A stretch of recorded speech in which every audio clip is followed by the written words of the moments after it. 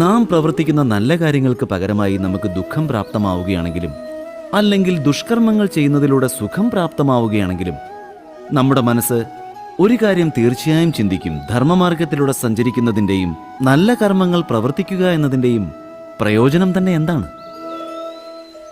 എന്നാൽ ദുഷ്ടാത്മാക്കൾക്ക് എന്താണ് പ്രാപ്തമാകുന്നതെന്നും നിങ്ങൾ ദർശിക്കേണ്ടത് തന്നെയാണ്. ദുഷ്കർമ്മങ്ങൾ പ്രവർത്തിക്കുന്നവരുടെ മനസ്സ് സദാ ചഞ്ചലമായിരിക്കും, സ്വസ്ഥതയും ലഭിക്കുന്നതല്ല.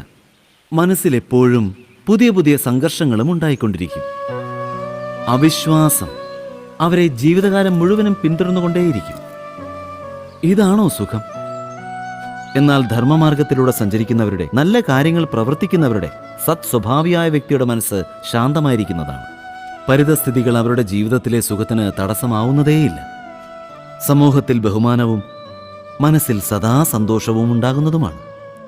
അതിനർത്ഥം നല്ല പെരുമാറ്റമെന്നത് ഭാവിയിലേക്കുള്ള സൗഖ്യത്തിനുള്ള മാർഗമാണ് എന്നതല്ല. എന്നാൽ നല്ല പെരുമാറ്റം അത് തന്നെയാണ് സൗഖ്യം. അതിനർത്ഥം നീചമായ പെരുമാറ്റം ഭാവിയിലെ ദുഃഖത്തിനുള്ള കാരണവുമല്ല. എന്നാൽ അധർമ്മം ആ ക്ഷണം തന്നെ ദുഃഖത്തെ ഉൽപ്പന്നമാക്കുകയും ചെയ്യുന്നു. ധർമ്മമാർഗത്തിലൂടെ സൗഖ്യം ലഭിക്കുമെന്നല്ല, ധർമ്മം തന്നെയാണ് സുഖം.